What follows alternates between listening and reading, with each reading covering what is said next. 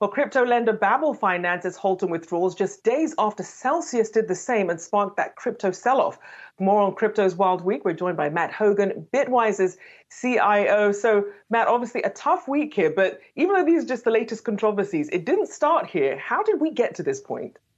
Oh, it's a great question. Thanks for having me on. There is a macro trade from risk on to risk off assets that drove crypto prices down starting about November of last year. Crypto prices retraced down about 50%.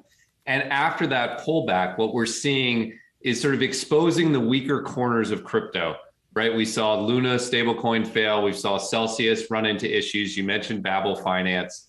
Crypto is going through a classic deleveraging cycle, and it has to continue that cycle until it hits the bottom. So again, a macro reset drove down prices, exposed some weaknesses, and now we're in the process of washing those weak corners out of the crypto market. We'll get to a bottom and rebuild from there, but we may not be at that bottom yet. Which implies another rough week ahead. Bitcoin down 22% the last 5 days. We talked a lot about the last 5 days. Where do you think we're going in the next week or even two?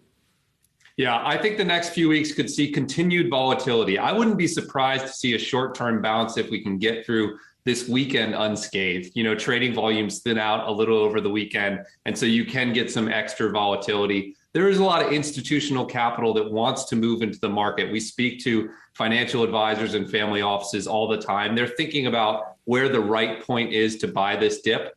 But my big picture view is there's still a lot of macro uncertainty in the market. There is still some questions about how much more deleveraging there is to go in crypto. So there's volatility, for the next few weeks, next few months. I do think the long-term aspect's still bright. The fundamentals of crypto underneath these macro news items is still very strong, but there is continued volatility on the horizon, at least for the next few weeks and probably for the next couple of months. Yeah, Matt, there's been lots of talk out there about what could potentially be the next shoe to drop. Is there anything in particular that you're watching or investors should be watching when it comes to the expected volatility that we could see in crypto?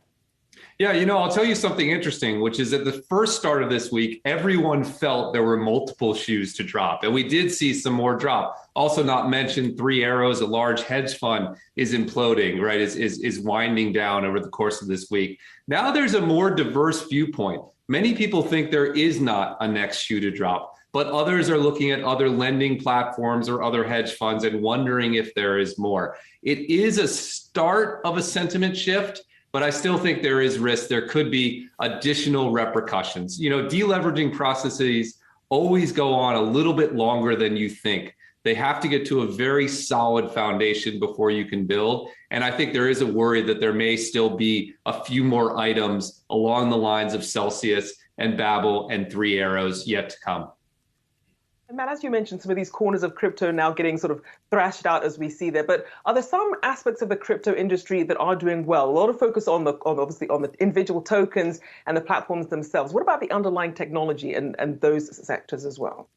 Yeah, I think that's really important. If you're a long-term investor, this is one of the most exciting times to enter the crypto market. You're getting to enter into, world-class market-leading protocols at prices that are down 70, 80, and 90%. When we look at what's going on in the Ethereum ecosystem, or we look at some of the decentralized finance applications like Uniswap, those are amazing market-leading technologies. They're making continued progress. They're onboarding users. Their trading volumes are significant, and their prices are down substantially. So I do think there is a buying opportunity if your window is not the next 3 weeks, but the next 3 years. You're really having a sort of rare opportunity to enter these market-leading protocols at prices that are down 80 or 90%. But you do have to have that long-term point of view if you're going to do that. So you're talking about the next 3 years, but the next 3 months are going to be interesting. And we heard Jerome Powell talk about at least another 50, if not 75-point hike in July. We're certainly going to have another hike in September.